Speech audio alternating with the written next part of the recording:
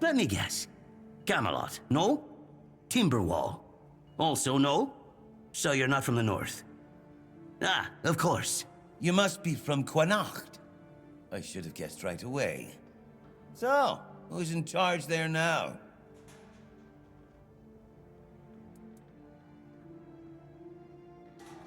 Oh, I was just wondering what's going on out there. Here in the south, we have our own affairs. What happens out there in the world? Well, the news doesn't always travel all the way here. And they should.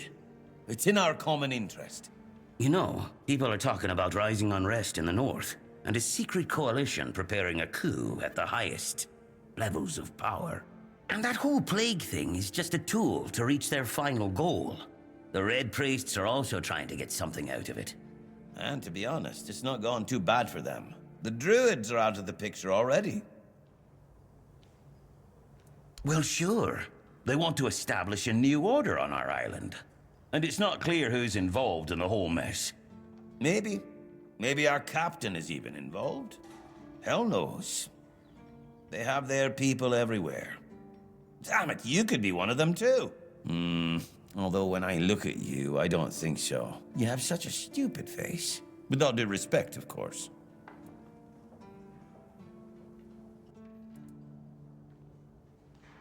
You see? It takes one to know one. And that means we're just pawns. Folks like us won't change anything. But we have to talk out loud. It suits them when everyone keeps their mouth shut. That's the case. Those sons of bitches are good at hiding. They kinda blend in and live among us. It's hard to tell if it's hideous magic or some other tricks.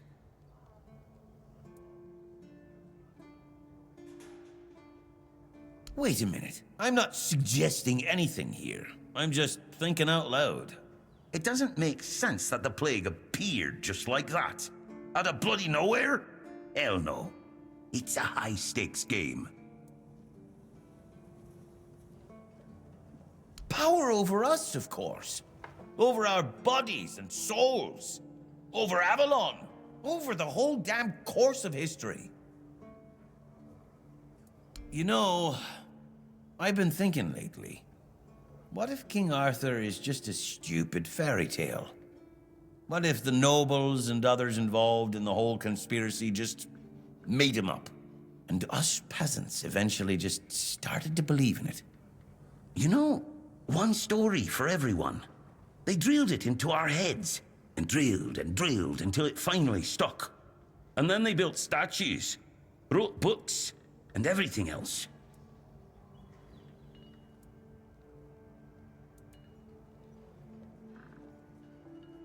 Yeah? Don't tell me you're one of those fools that think that the All-Mother exists. Have you ever seen her? How do you know that we're not being lied to? Exactly. But maybe one day you'll see the truth.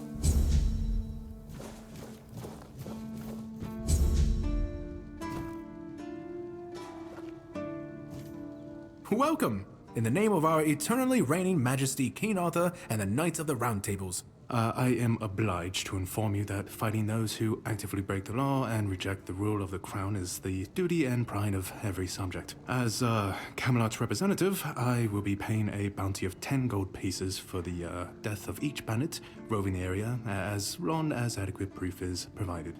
I also recommend checking the bounty board for information on wanted criminals, especially those considered particularly dangerous. Please, state your business. That's correct. My name is Lillian. I was sent here from the capital to see how the Horns of the South are handling the bandit problem, and also to encourage the Keepers to fight. The situation with the Pict and Del Rita savages is precarious. Too bad we can't get rid of them as easily as we did the Druids. There have also been rumors that we might soon have a civil war on our hands, so Camelot cannot afford to spread our forces too thin. There are rumors that the Rita tribes want to unite, and that would mean open war with Camelot. As for those Pict savages, they've been growing bold, leaving their forest. For now, it's just been small scrimmages. But who knows how it would end? Well, you've probably heard about the Druids making human sacrifices by stuffing people into wicker puppets and setting them on fire. Well, the people decided to give them a taste of their own medicine. They rounded them all up, and then sent them up in smoke. Oh, how they must have howled and sizzled. Too bad I couldn't see it.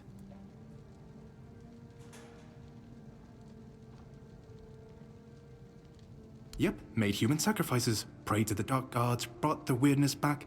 Bunch of bastards. Good thing they're worm food now. Most of them, the survivors have supposedly taken refuge with savages in the woods, and one of them is rumored to be hiding in the Horns area. But whether that was before or after the Charred Conclave, I don't know. Would you like to hear about him? His name was Slaudyarg. He was lurking near Blood Lake, a small pond where they used to throw the bodies of executed convicts. They say he would fish them out and use his magic to turn them into undead monsters. Supposedly, he started needing some fresher corpses, so he slaughtered one of the keepers. The Horns organized a manhunt. They found him and sentenced him to death. People say that the moment his body touched the surface of Blood Lake, the water turned red and it's been scarred since that day. Some say that Slaudyarg came back from the dead and seeks revenge. But if you ask me, it's just a tale by local simpletons. I don't really have much more to tell. It's hard to get any updates here. I only know that the new Lancelot has not been very popular, and that's putting it mildly. The Witch Morgane would have been burnt at the stake long ago if everyone weren't so afraid of her. And then we have the commoners who seem to keep forgetting their place, and loudly demanding changes. Everything is falling apart.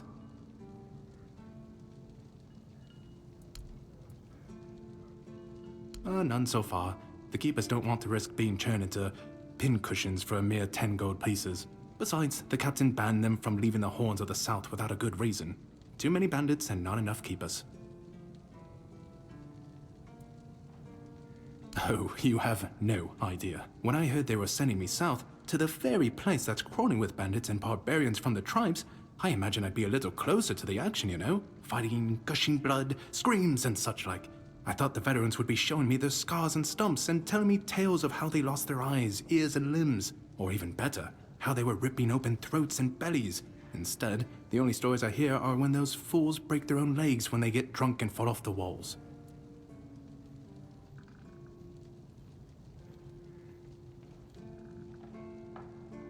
Yeah, I've been like this since I was a child. The moment an execution is over, I'm waiting for the next one. And there are quite a lot of them in Camelot. And I like to watch her mum punish the servants with a whipping. It's just how I am. I could be, but many people can swing a sword, but only a few have as sharp and bright a mind as I do. It's just that some people were made for fighting, while others are destined for greater things. Besides, watching and listening gives me enough satisfaction without needing to risk my life. Well, Camelot would send a group of knights with Sir Galahad at the head, and he's not interested in half measures. He'd probably burn down half the garrison, or hang them. He's done both. By the way, did you know that people who are hanged rarely die from strangulation? Usually the sudden jolt causes the backbone to snap, which separates the head from the body. A while ago I saw someone hanged in the village, and it's true. One snap, and it's done.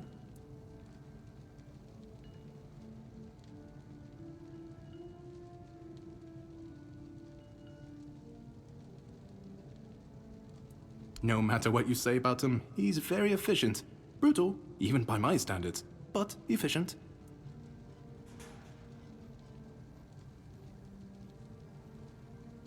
Oh, sure, plenty.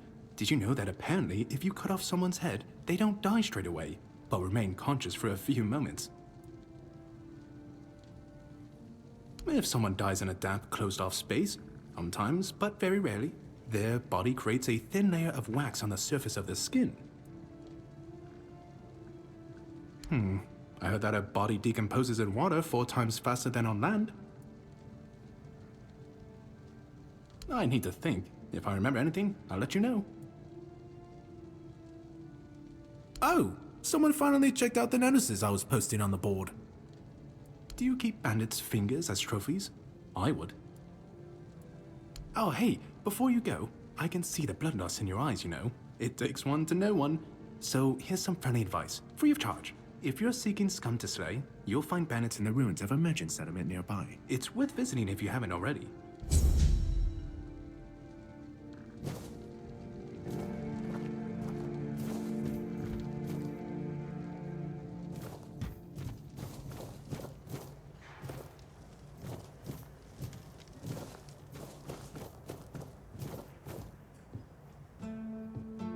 Oh, a new face. It's always nice to see someone new here. Welcome, welcome. Why didn't I notice you earlier?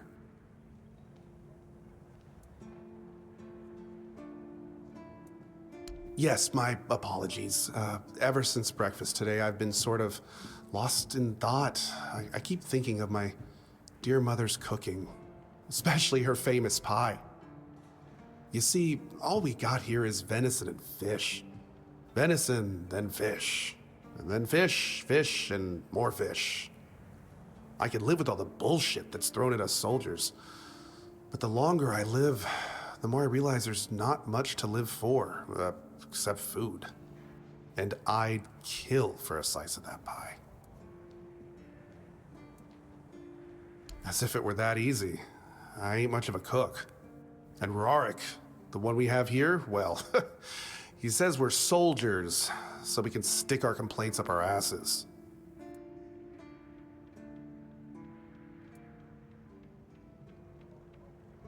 Really? Sure, I remember well. Here you go.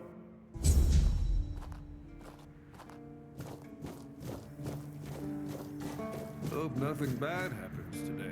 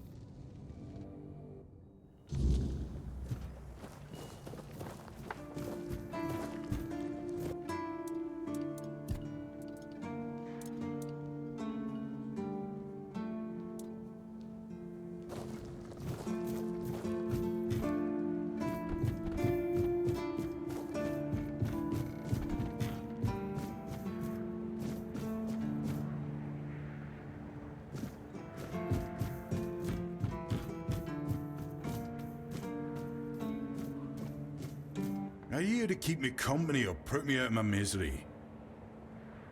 Just kidding. I love the view, but this weather is killing me. You don't say. I didn't choose to be here. Our beloved quartermaster sent me to freeze my arse off. He said as punishment for spitting on the good name of the keepers. Whatever the hell that means.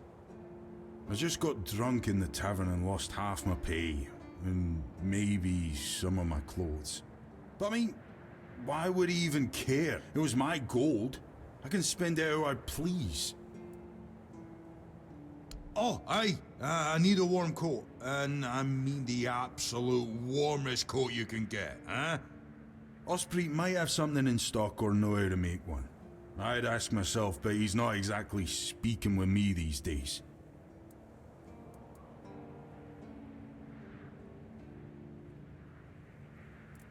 Stupid. That's what I was. I may or may not have commented on our blacksmith's skill. I gave him a blade to sharpen, and when I got it back, it was still dull. Osprey swore he did his job properly. I said he's getting old. And so on and so forth, until it turned out that my mate had played a trick on me, swapped my sword with another one that was as dull as a stump. I tried to make amends with Osprey, but the old man's pride is as stiff as his steel. Can't say I blame him. Now, here I am, frozen to the bone and in need of a hand. You got one to spare?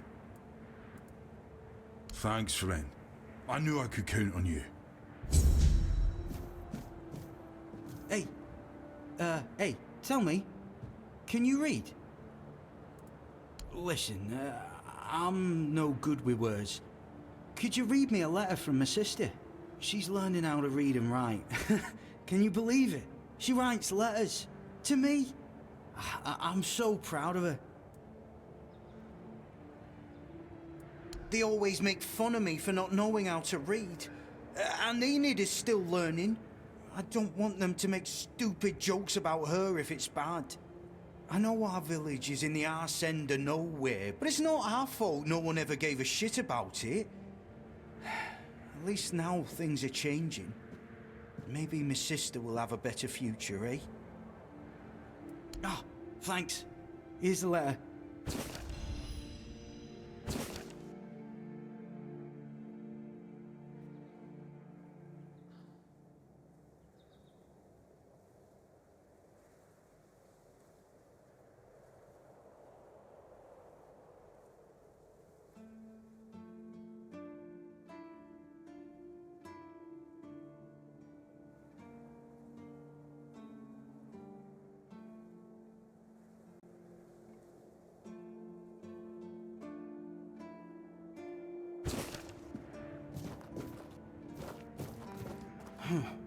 And what did it say? Everyone's healthy?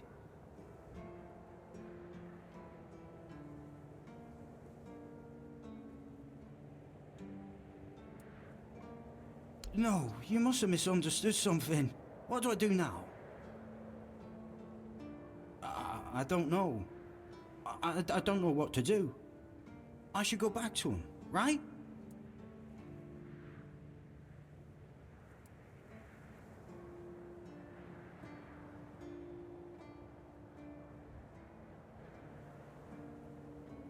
I guess that's true. Yes. Excuse me. I need to be alone.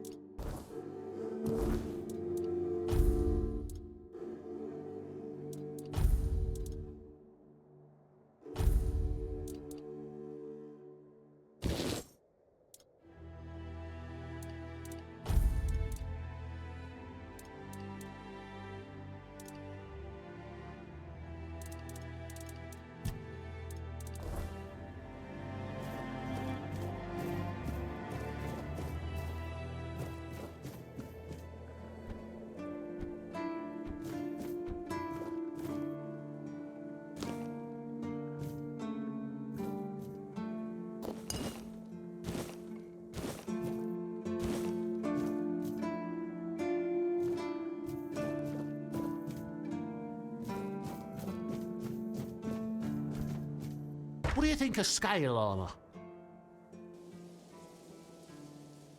Scale armor. What do you think of it? The ones all the keepers wear.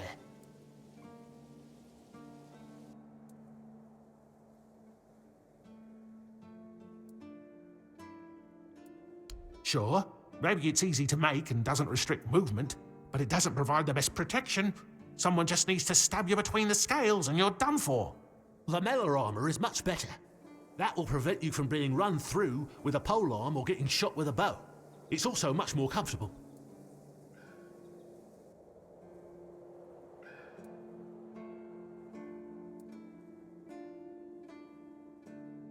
I told them, but they both said I know jack shit.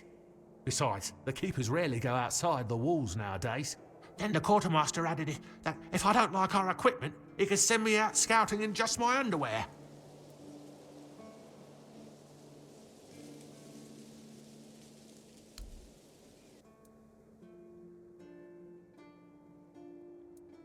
Oh, of course.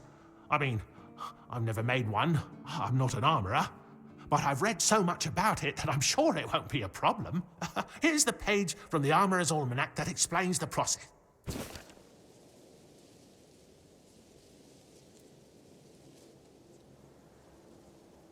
I read a lot about it. In Volume 4 of the Armourer's Almanac, Arden's Shadowblade describes the differences between various types of armour. For example, chainmail allows for a good range of movement, but it's heavy. It also provides poor protection against blunt weapons, and its production is laborious.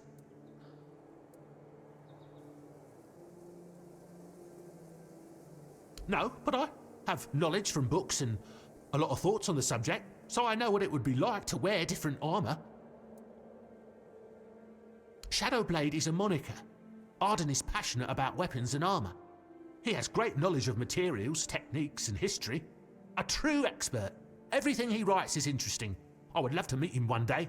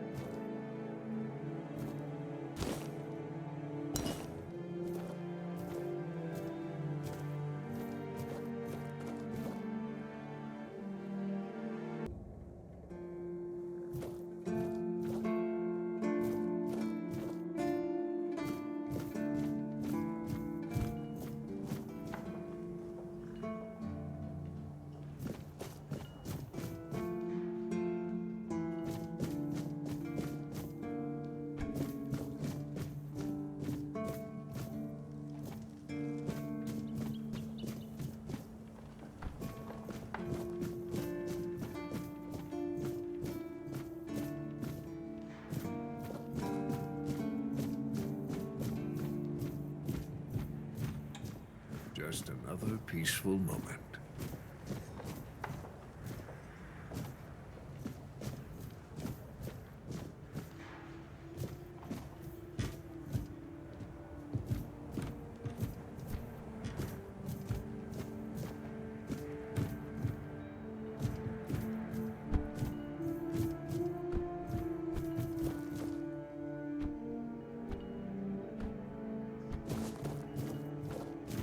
You're back.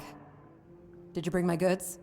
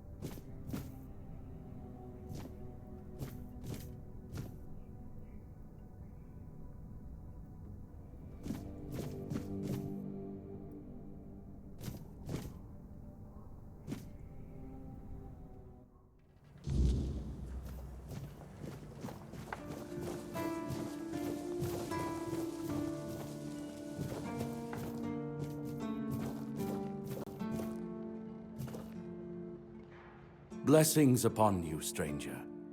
May the word always resonate within your soul.